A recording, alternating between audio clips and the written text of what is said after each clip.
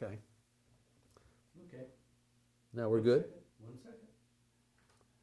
Now we're good. It's sounding better, huh? Okay. Our interview this morning is with Don Kinsey, who was born in Waco, Texas, January of 1945. He served in the United States Air Force from May of 1964 until May of 1968. Highest rank attained was E4, Sergeant. This interview is conducted at Burleson, Texas on Thursday, April the 21st, 2016. My name is Dale Dexheimer. I'm not related to Don in any way. Also in the room we have Mrs. Kinsey, Janelle, and we also have Milton Gibson, who is our videographer. This interview is conducted for the Veterans History Project at the Library of Congress and Operation Remember, City of Burleson, Texas. Okay, Don, with that little introduction, you can tell us about your time in the U.S. military, sir. Okay, after I was born in Waco, my dad was in World War II. He was in the service at that time. After he got back home, we moved to Kilgore. That's where my mother's actually from. And my dad he was born in Weatherford, but they moved to Kilgore in the 20s. So I went to school at Kilgore High School, graduated in 1963, and went to Kilgore College. And as I was in Kilgore College, I'd kind of talked to my dad about going into the service, and he told me that in no uncertain terms that if I went in to go in the U.S. Air Force, he said, do not go in the Army, because all you're going to do is be carrying a gun, and you're going to be running and carrying 70 to 100 pounds on your back all the time. And he said, I was in the Army, and it's no fun. I suppose any branch of service is no fun, but that's one thing that really steered me to the Air Force. So when I was in Kilgore College, I got a letter from the Army wanting me to take a physical. This was had be somewhere around March of 1964. And just prior to that, I had gone to the Air Force recruiter and talked to him and took a test. We had to take 4 different tests, and I had high grades on all of them. I could have went in anything I wanted to, but I liked mechanics. I always worked on cars, and my brother and I did. So that's what I wanted to be, actually a mechanic.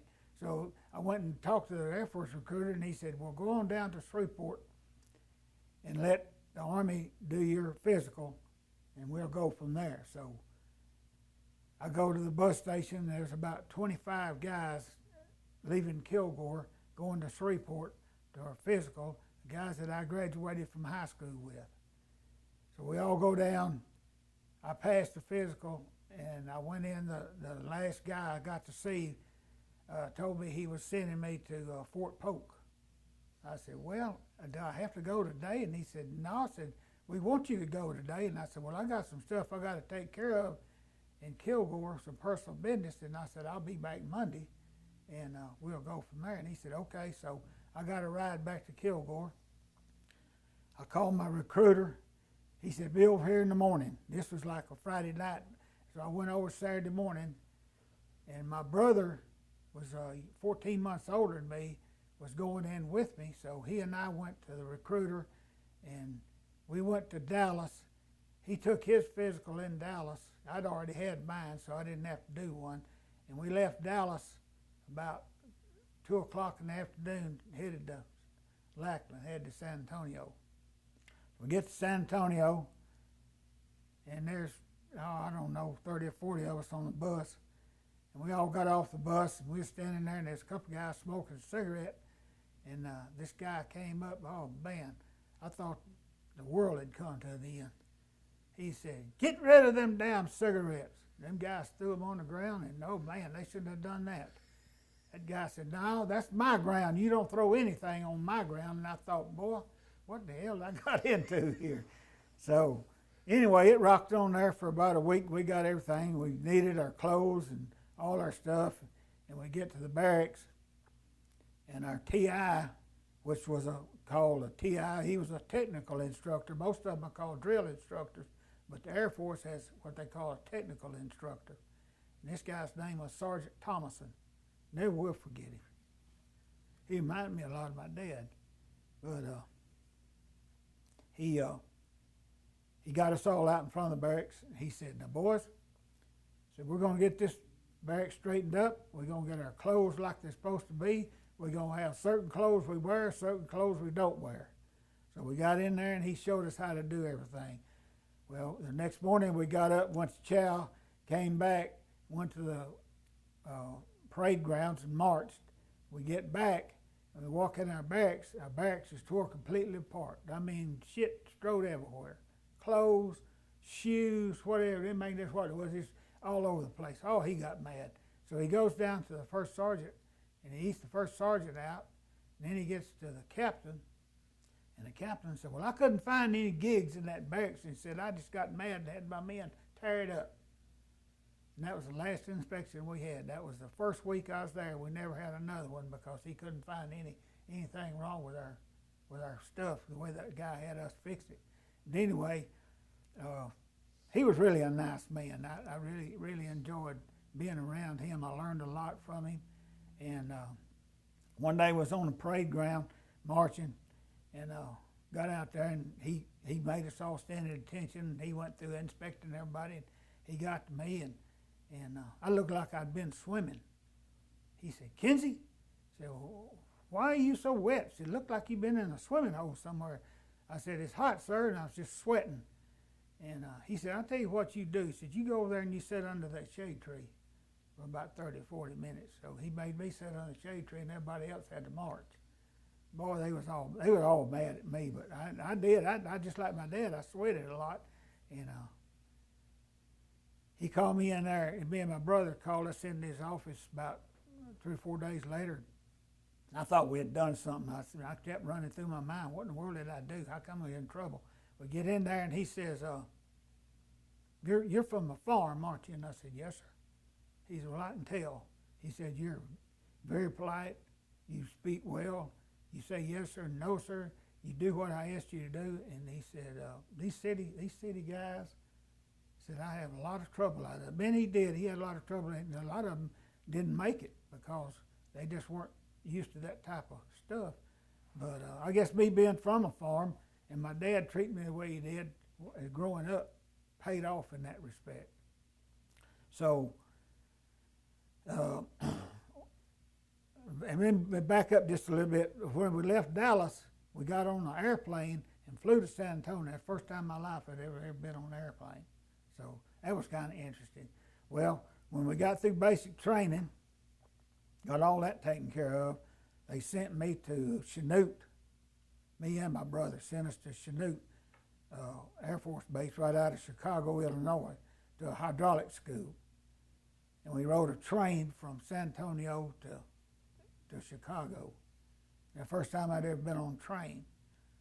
And of course, San Antonio and Kilgore are different as far as their terrain and a lot of trees and what have you around Kilgore. And I kept telling those guys how my hometown was. I said, "Man, there's like 1,100 oil derricks right in the middle of town. They just everywhere down there." And I said, "It's much different there than it is here." And they couldn't believe it because it being Texas, they thought Texas just kind of like a prairie, kind of like San Antonio and then West Texas. So we went right through my hometown on that train. They couldn't believe it. All the derricks and stuff was out there. And so they found out I wasn't lying to them.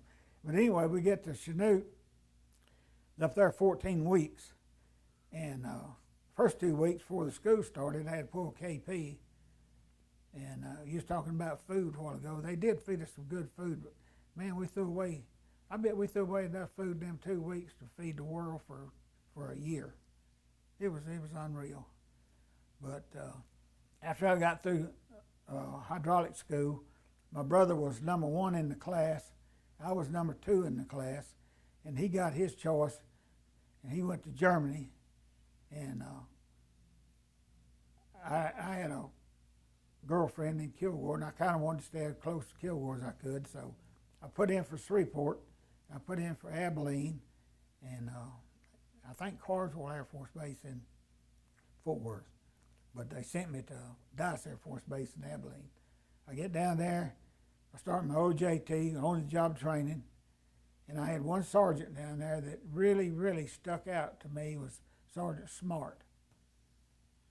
He was a tech sergeant, and he taught me basically everything I knew about hydraulics, and I worked on B-52s. And when I was in tech school, we worked on B-58s, so it was kind of a new thing. But that B-52 is, I guess, probably the best plane I ever worked on. It's unreal how that thing works. As big as it is, how it even flies. But it's got like 10 hydraulic systems on it. And each one does a certain thing. But he taught me a lot of stuff. And when I was out at Dice in May, March of 1965, they had just sent a bunch of planes to Guam from Carswell Air Force Base. A bunch of B-52s. They were flying to Vietnam every day. So they were looking for hydraulic people to send to work on them to Guam. So this tech sergeant is Smart, put my name in the pot, unbeknownst to me. So I go to work one day and I got orders to go TDY, which is temporary duty, to Guam. I get over there and just so happened I had a first cousin that was at Carswell in the hydraulic shop. And he and I worked together. And we were working like 12 hours a day, 7 days a week. We worked at night from 6 in the afternoon to 6 in the morning. 6 in the morning, we'd launch 30 planes, go home, go to the barracks, go to bed, get up, go back to work. 6 in the afternoon, the planes were just returning from Vietnam. They'd fly over, do their business, get refueled in the air by the KC-135 in Okinawa, and then they'd fly back, and we'd recover them, work on them all night. And I wasn't even a 5 level. You got certain levels that you go. If you're a 3 level, you can do. You're like on old job training. You can do things, but you can't sign a lot of like a red X. If there's a red X on the manifest, you can do whatever they said was wrong, but you have to have a 5 level or above to sign off. Well, it got so bad that I and my cousin were signing off red X's because we were smarter and knew more about what was going on than the other guys in the shop. We had one guy in there 25 years, didn't even know what a 9/16 wrench was.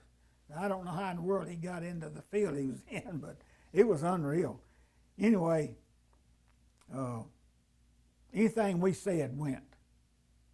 We were out there one night, and this pilot, I guess, didn't want to go on this trip, so he kept saying that his number 5 pack wouldn't work. Well, the number 5 pack works the landing gear, the tip gear on the wing, on the right wing, and I was on the radio listening to him, and I said, "Well, what about your standby pump?" He said, "Well, it's working." So I said, "Well, you can go with that because it'll do nothing but work the tip gear, and if it don't come down, then you don't have to worry about it anyway. You can still land." So the tower said, "Well," and he asked me, he said, "Well, Kinsey, do you think that he can go with it like that?" And I said, "Sure he can." I said, "You don't have to have that pack. He got a standby pump." He said, "All it does is work the tip gear." And that guy told him, he said, "You get on that flat line, you get gone." So he did. He got mad, but he went anyway. But he got back, and we fixed the pack, and everything was fine.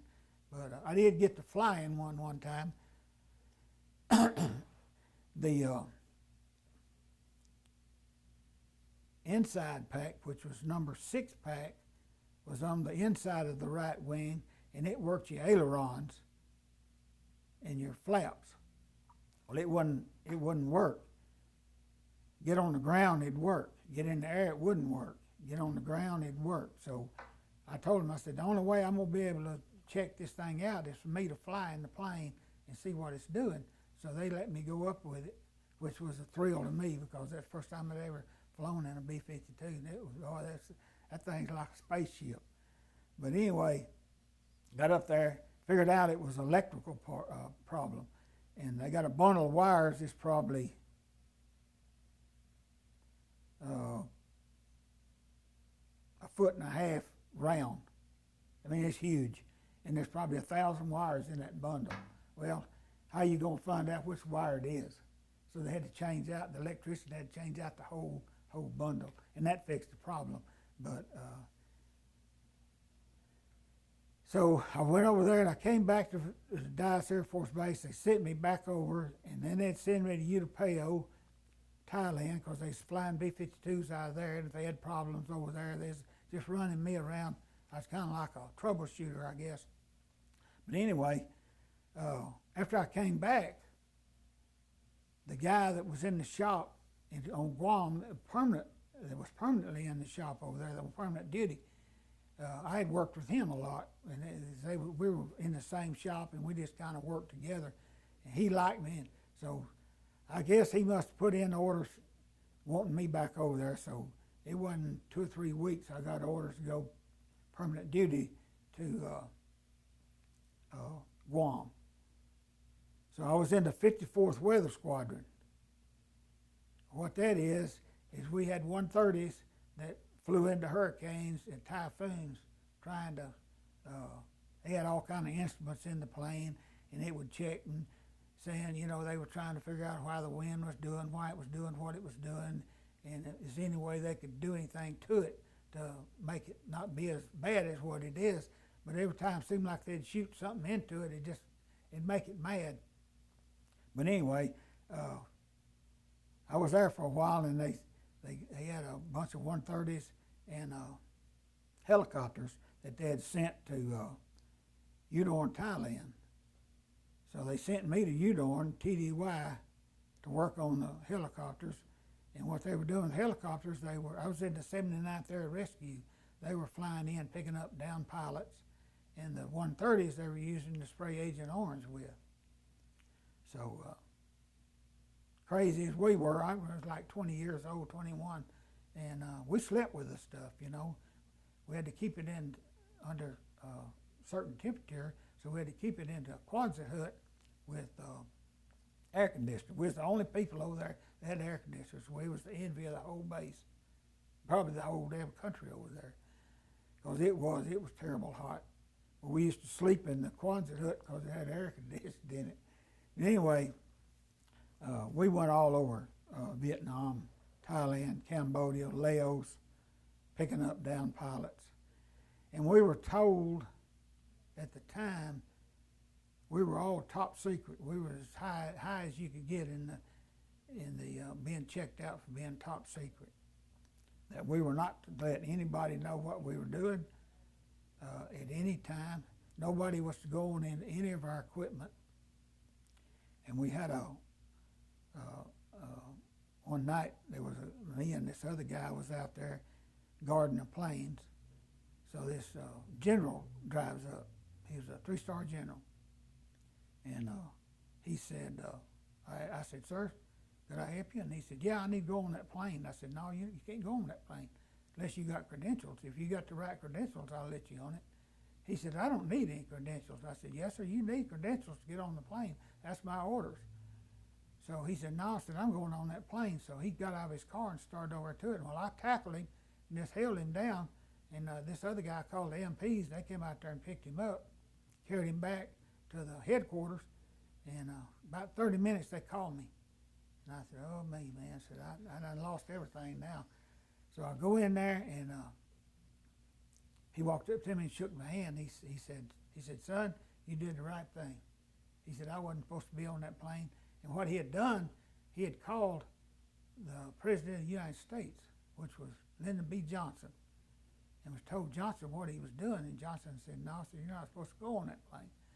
And Johnson and two other people in the Pentagon knew what we were doing, plus the 32 guys that was there in our little squadron. So I got out of that trouble. I thought I was in bad trouble, but I wasn't.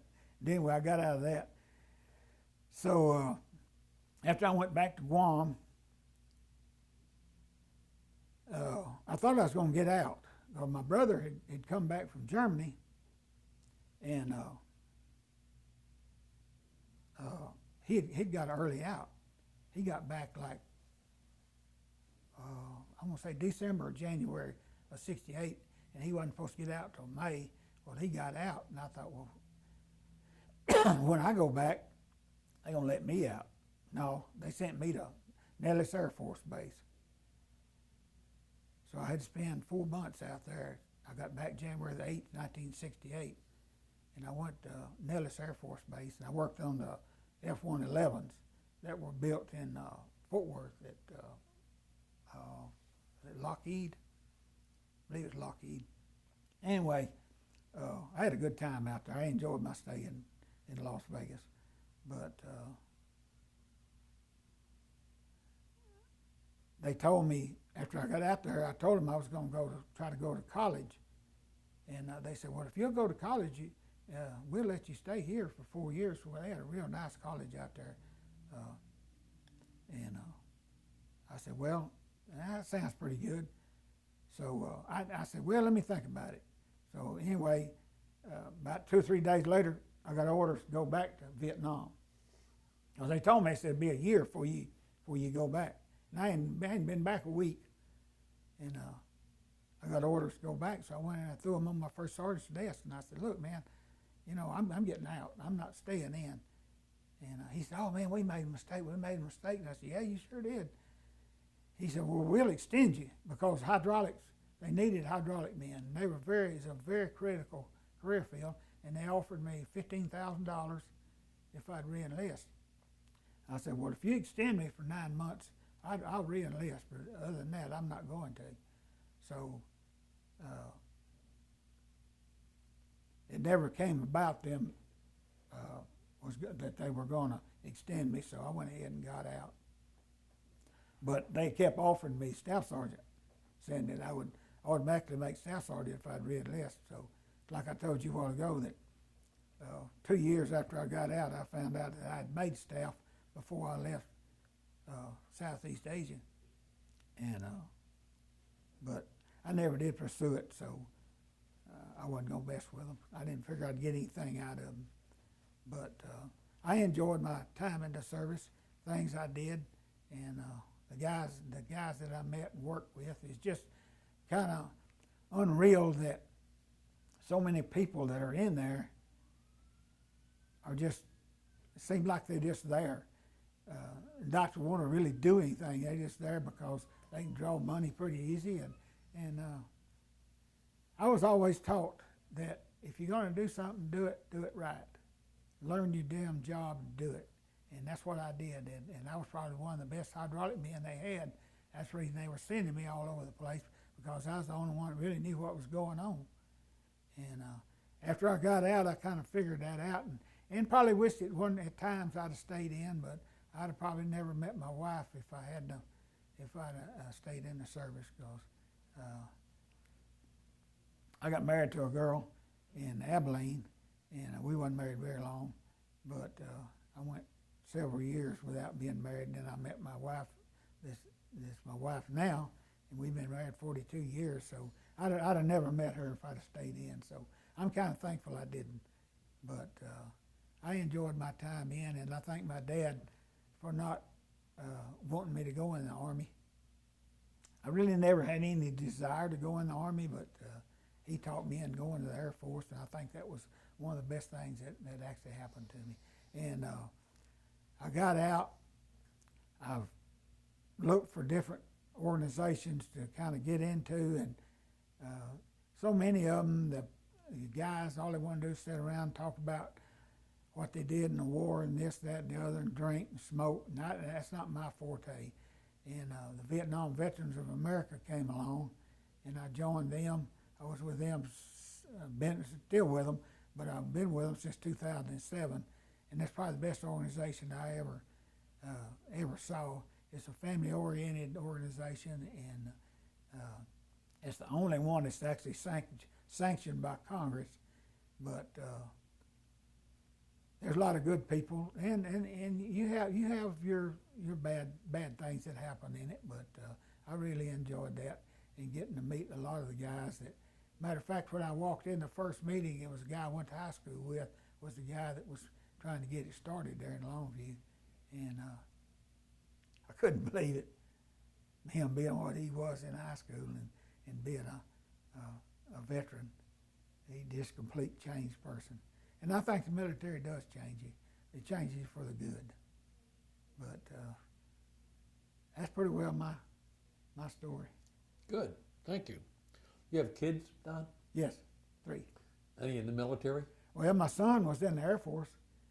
He got out. He went in 1988 and stayed 4 years. He went to Germany and went to went to San Antonio to start with, like I did. And it really surprised me when I went down there. He got out of basic training. When he graduated out of basic training, the wife and the 2 girls went to see him.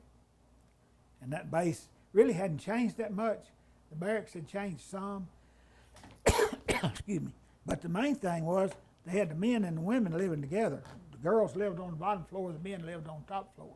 When I was in there, it was just men. There were girls there, but they were in different parts of the base. But and I saw two or three planes that were on stilts that I'd worked on when I was in Vietnam, that they had put in mothballs, I guess what you'd call it. But it's changed. The service has really changed, probably for the better. My only objection to what they're doing now is putting women in combat, and I don't really like that. Some of the women say they can do it, but they hadn't been there. Combat's a different thing, totally different. And I got 2 girls. One of the questions I had you already answered. I was going to ask you if you're married, and yeah. One didn't take and one did take. One did take. Grew up on a farm. Yes, sir. What kind of farm, Don?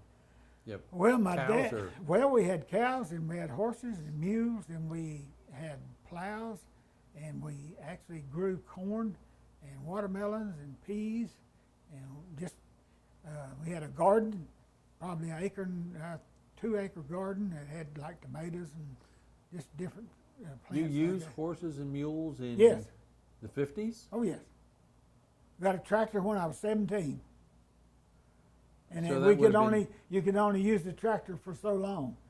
You get the ground ready, you plant, and after the corn got up so high, you didn't use the tractor anymore. You had to plow it with a mule because the tractor would tear it up. Okay. That was my dad. And my dad was Okay. a farmer. He was like one of 21 kids, and that's what they did was farm. You specialized in hydraulics. Hydraulics. And maybe you said it, but I missed it if you did. Did you request hydraulic school? No, I just actually mechanic, anything mechanical. And they put me just in- based on the testing they Yeah, thought they that put me in hydraulics. You But when ever- I was in Thailand, we had like 32 guys over there, and we all just worked on everything. If an engine went out, we went out. We helped the engine man change the engine out. If the electrician needed help, we went and helped him. If I needed help, they helped me. And if you needed to go out on a helicopter to pick up a pilot, you either man the gun, man the 50 caliber on the side, or you helped the guy go out and pick the man up. Just wherever they needed you. They didn't hand you orders and say this is what you're going to do. They just said you need to go do this. And you know, what are you going to tell them? You're going to say no, I don't believe I want to do that. You'd probably be in the brig. You know, you had 32 guys in your outfit? At 32. So you had a lieutenant or a captain for As a captain. captain? Mm-hmm. You remember anything about him? No, not really. I didn't have much to do with him. We were so busy with other stuff. The main one I remember is Sergeant Smart, the guy that was my OJT instructor in Dice Air Force Base. He probably taught me as much as anybody did. To me, it's interesting you remember Sergeant Smart and Sergeant Thomason. Thomason. Uh, He was my TI. yeah, A lot of guys don't remember folks like that, but they were certainly special people that you would remember them. Yeah, Those 32 guys you had in Thailand, they all come back? yes, yes. Now we got mortared about 3 times a week. And I'll say this, let me say this while I'm talking. I do not like the fact that we have people taking cameras, people that works for CBS, NBC, or whoever, embedded with our men. I don't like that. Let me tell you why. When I got back, my mother, me, my 2 brothers, my dad, my sister-in-law, and I think a couple of other people were there at the house, and we were watching television, watching the news. They showed this hangar on Udall Air Force Base. We were in that hangar. We had just changed out an engine on a 130. We had pulled the 130 out of the hangar down to the end of the flight line, tied it down, checked the engine out. You had to go out there and run the engine up. You had to turn your blades to make sure they'd work to get whatever force you needed, either to pull it or back it up. And it wasn't 5 minutes after we got out of that hangar, it blew up. They had mortared us. We were sitting there watching it, and the hangar blew up. And I noticed my mother jumped. And without me even thinking, I didn't even think. I said, I was just in that hangar. I was in that hangar 5 minutes before that damn thing blew up. And she liked to croak. I don't like things like that happening. That's just a pet peeve of mine. And people don't need to see that, because they got sons and probably daughters now that are in harm's way. They don't need to see their kids getting killed. So I don't think we don't need all that. Everything's instant now. You can't breathe unless a person here already knows about it. You were an E4. Yes. And you tackled a 3-star, 3-star general. Yes, sir. Put him on the concrete? Put him on the concrete. Laid on him till the MPs got there. Wouldn't let him up. And then when they called me in, I just knew that I was probably going to the brig. You remember the general's name? No. Didn't make no difference. Didn't make any difference. He didn't have the right stuff to get on our plane. You had certain criteria that you had to meet to get on, and he didn't have the right stuff. So I said, no, you can't get on that plane. You took all this hydraulic training, and for 4 years, that's about all you did. You worked on hydraulics. Yes. As well as whatever the man told you to do. Yeah, well, well, my main objective, my job was a specialist, hydraulic specialist, and they call that a pneumatic. I worked on hydraulics. I worked on the IFR system in the KC-135, in-flight refueling. I worked on that system too. It had a lot of hydraulics in it. I even worked on President Johnson's plane one time, Air Force One. So when you got out in May of 1968, what did you do after you got out? I went to work for Halliburton. Hydraulics? No. I was a pump. Roughneck or? Yeah, kind of a roughneck. Because I didn't really have anything else to do. And then a job came open for LTV in Greenville, Texas. And I went up there and I worked as a hydraulic specialist for them. Okay, so you did use your Air Force training. And I was there about 1.5 years, and they decided they were going on strike. And I wasn't really well, you grew up on the farm. You well, didn't believe I wasn't really unions. a good union man, so to speak. So I said, well, if y'all go on strike, I'm going home. I'm going back to Kilgore. So anyway, the reason they went on strike is because they wanted better insurance. Well, the insurance that we had paid 100%. It didn't make any difference where you went to the doctor, whether you went to the hospital. It paid 100%. It cost us 66 cents a week. And I said, how are you going to get any better? What are you going to get? Are they going to be paying you to go to the doctor or something? So they went out. They went out on strike, and they stayed out for like, oh man, that's almost a year. But I went back to Kilgore and went to work. You worked with Agent Orange. I worked with Agent Orange, yes sir. You gone to the VA about I've that? gone to the VA. They hadn't told me anything.